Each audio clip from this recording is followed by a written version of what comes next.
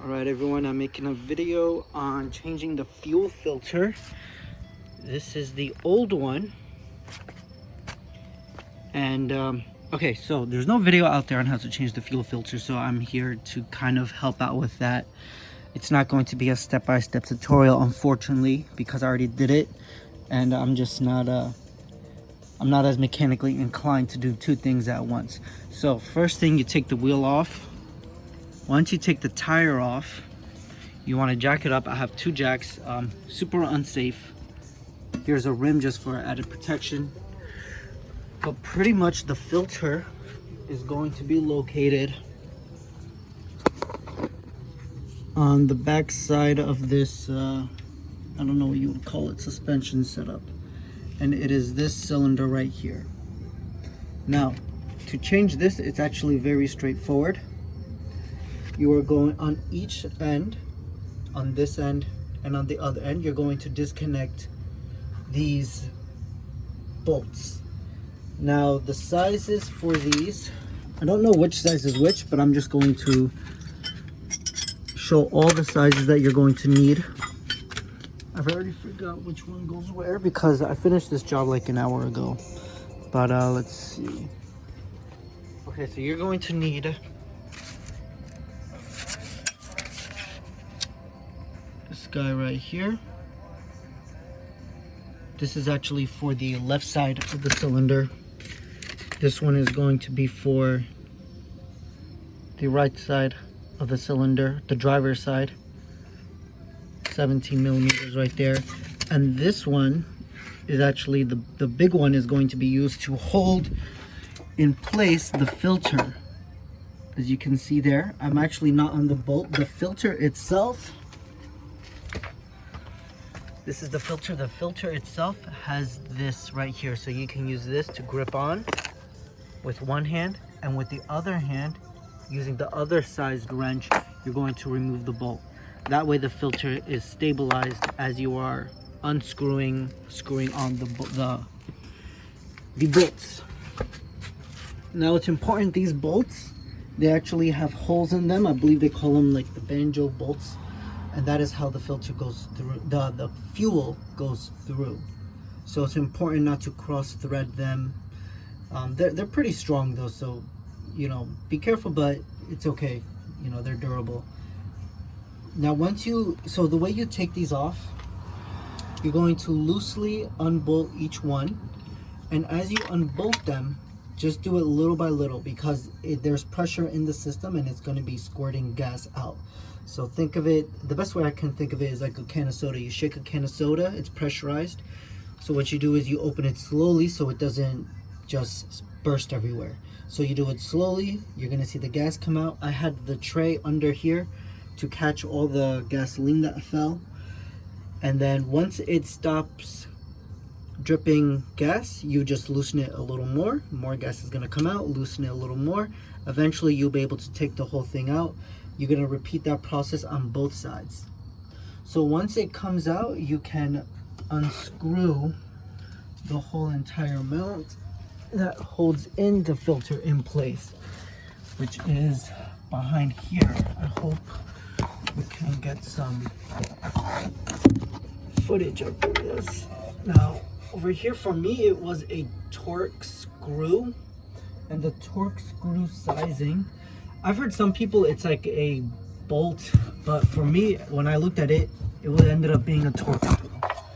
So the Torx screw sizing for that one, I think is going to be like 25, which is this guy right here. I'm pretty sure this is a 25.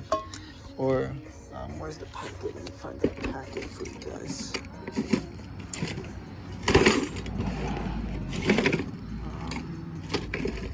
Okay, so the sizing for that one was, I'm almost certain it was the T25. T25.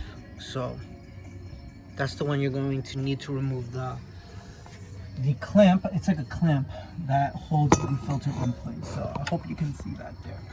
So once you unscrew that, you will be able to take out the whole filter. All right. There we go. There you can kind of see torque screw trying to get a good. There we go. And when you remove it, when you remove the clamp, you're actually going to see it's the screw, and then there's like this, I guess like point type of thing that goes inside another hole. So there's two holes. There's going to be one hole where it's almost like a nipple thing goes inside the hole, and then on the side closer to the cylinder is going to be the screw. So I had a hard time trying to line up those two holes because you almost have to squeeze the clamp in order for it to line up. I just used pliers to like squeeze it. I held it there for like a minute or two, and then eventually that lined it up a little better. But once you get that done, that's for when you're putting it back on. To put it back on, it's simple. You just get your filter, you put it through the clamp, you reuse the same clamp. You're going to put the banjo bolts in place. I hope that's what it's called. And put the new copper washers. The filter you get, it's a Bosch filter, OEM. It should come with copper washers. So that's pretty much it. Once it's back on, then when you turn on the car, it may take a couple of cranks for the fuel to pressurize in the system. And then, but yeah, it's gonna turn on. When I was trying to turn on the car, I was cranking it, but I was also pressing down on the gas to give it to encourage some fuel buildup. So press on the gas as well, and then it will start up. So I'm gonna put the tire back on. I'm gonna take it out for a drive, see if the drive is a little better. I was having problems of losing power, especially when I was accelerating up hills. So hopeful that this is going to help with that. Also, I think this is the original one, the original filter that it came with. I don't know if it has ever been changed. I hope it's never been changed, because that means that this new one will work well and my car will run better. Right now the car has about 85,000 miles. So 85,000 miles on the same filter I think is pretty good, but it's definitely time for a new one. The Bentley manual recommends every 30,000 miles. The whole job probably took me a total of 3.5 hours, but I would say a good hour was spent going to Ace to get, you look how shiny new that wrench is. So I had to go to Ace 2 times, one time to buy a set of wrenches, and then the other time to buy the set of torque screws, because the one that I have was not big enough. So yeah, it took time to go to the store to get those tools to get this job done. And that's pretty much it. I think if I already had the tools, it probably would have taken me like 2.5 hours. And if I was not interrupted, I was interrupted many times. So, but I think this is like a reasonably 2-hour job, 2.5 hours. If I were to do it again, I think maybe in an hour and a half. So it's definitely one of those things where once you do once, you realize, oh wait, it's actually a little bit easier than I thought. So that's pretty much it.